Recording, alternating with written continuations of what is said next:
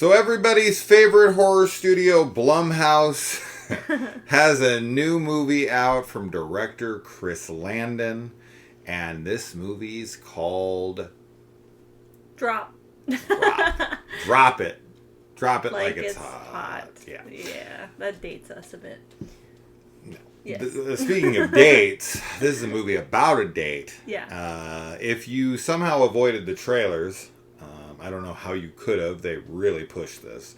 Blumhouse definitely has a good marketing team when it comes to how much exposure their trailers seem to have. Because I saw this trailer before every freaking thing. And so this is about a woman who's going on a first date. And while she's on this first date, someone is dropping her some messages on her phone and demanding to do something. Otherwise, something bad will happen. Yes. How about that? Yeah, that's a good synopsis. Yeah. Try to remain as spoiler-free as possible, but at the same time, everybody's seen this trailer. And what's crazy, as expected from having seen this trailer, I knew every single thing that was going to happen in this film. This is one of the more spoiler-heavy trailers I've seen in a long while. So if you have not seen the trailer and you're like not sold on it 100%, and you're like, maybe I need to watch the trailer. If you watch the trailer, you'll pretty much watch the entire film. So pre-warning in case you go from this to that. It has third act stuff in it. And when I saw the trailer, I knew that was third act stuff. Yes, yeah, it's very obviously like end of the movie things. Yeah. Yeah. Okay, so... yeah, I mean, the fact that this is like a date movie thriller, I would say that this is a good movie to take your date on if you want kind of a fun, light, thrilling type of film. To completely turn your brain off. You're just kind of sitting there. This is actually kind of the perfect movie for a date because it's about dates and it has like the ice-breaking type of scenarios in it and... you know, the little bit of chemistry that you have going on with the characters, and then also things are so conveniently silly that you can kind of turn your brain off and play like you put your little finger, you do just like can I touch you? Am I allowed to touch you? And then your fingers come together and you finally are touching. This is a pretty dumb movie. I don't know. I think the first 2/3 are pretty well crafted as a thriller, but then once we get into the third act, it just becomes like plot convenience after stupid thing. You know, the villain talking way too much and giving way too much. You know, that kind of movie. It's a one-time watch. I think it's maybe a fun film to take your date to, but other than that, it's not memorable. Yeah, I thought it was fine. I think I agree with you that it's like a one-time watch and pretty forgettable. I mean, I guess it is silly. I didn't have too many big problems with it, to be honest, when we were watching it. I was kind of just like, yeah, okay, like that is what's happening and that is how they act. And it didn't necessarily bother me, but I think that for some people it could be, like the ending will be annoying for people, I think. Sure. Which is fine. But as we had said, I think as like a kind of like a one-time thriller, it was fine. I think it looks good. We both liked the way that the film looked, like as far as like the quality goes. Yeah. And I think the performances are fine from everybody. I actually quite liked our lead actress. I thought she was really cute, and I really liked how she handled her role. I thought she did a good job with that. Yeah. So, yeah. That's kind of it. I think if you're somebody who is kind of famous for sitting back and critiquing every single thing and being, you know, like, that would never happen, and you need, like, true realism in your film, and you get pissed off by contrivances or conveniences or that would never happen, those kinds of things, then this movie's going to piss you off. Yeah. There's no doubt about that. If you're somebody who can just know that it's a movie... and you can just kick back and let it unfold. Nothing is egregiously stupid. It's just kind of very typical plot conveniences, you know, and there's so many little things that I could just be like, come on, why wouldn't they this and why wouldn't they that, and, you know, whatever.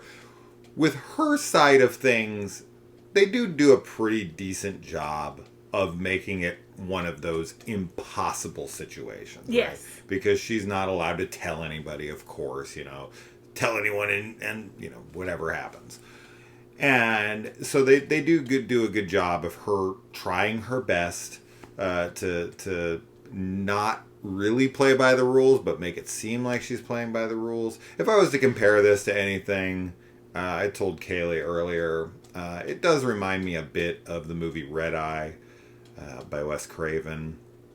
But this is by no means an original plot of any sort, right? I mean, we've seen this type of film where somebody's being extorted to do something for somebody. We most recently just saw that Carry On Netflix. Yes, very similar idea. With Taron Egerton and Jason Bateman. Yeah. If you liked that, then you probably will like this. Yes. As I said, as long as you're allowed to turn off your brain and not overthink things, and if you haven't seen the trailer and you're like, I hope that trailer doesn't show too much, it does. It does. It does. But we also have some fun characters. I think the male lead, who's her date, is charming and very believable, romantic. The waiter. You got the bartender. You got a good cast of characters around to kind of add a little levity and a little bit of like red herrings. And there's this backstory that's introduced in the beginning that adds a little something to it. I don't know. It's a very, very simple film, and I would expect better from Chris Landon, but he did not write it. This is from the writers of Fantasy Island and Truth or Dare. Two other Blumhouse movies, both of which most people hate. I don't dislike either of those films. I think they're totally fine. They're fairly forgettable, but they're fine. Those are not those movies that I ever hate on. But because it is from those writers, I have a feeling that this film will get, the very vocal people that are like, this is so dumb. Yeah. And I can't disagree in the end, but I still had a fine time with it. Yeah, I did. Fine. I did too. I thought it was fine. It's not like a rush to the movie theater, like go watch it or anything, but if it's something that you... everything. Yeah, don't drop everything for it, but if it is something that you were interested in seeing, it's good to take a date to. That's like what we keep coming back to. Yeah. So, yeah. Yeah, our lead actress is probably the biggest reason, like her and her date make the movie. Definitely. And if you're into them, if you like her and you like him, and you get wrapped up in kind of the mystery of it, and then you kind of get the classic dumbass villains in the end that make all the dumb choices, and all of a sudden, and you're like, okay, sure, why not? Yeah. But yeah, that's it. Yeah. Yeah. Drop. This is one of those movies that's going to fall right in the middle of this year. Definitely. It's going to drop directly in the center of my list. They're like, yeah, it's fine. Yes. Yeah. Very average. Yeah. So, yeah, I it sucks because I would assume this is the movie that Chris Landon did. Maybe he was finishing this up and then was going to go into Scream 7. Or this is what he did instead of Scream 7. But it's at least good to see something like original, right? It's not off of any property that we know. But after finding out just today that Chris Landon received death threats if he didn't leave Scream 7, which kind of seems like something Ghostface would do. It does seem like something a Ghostface killer would do. What's your favorite scary movie? Better not be Scream 7. Anyway, yeah. All right, I'm done. I just expect better from Chris Landon, but he didn't write it. I think Chris Landon is a good writer, and I hope he returns to writing scripts again, because this is not the best. He could have rewrote this better.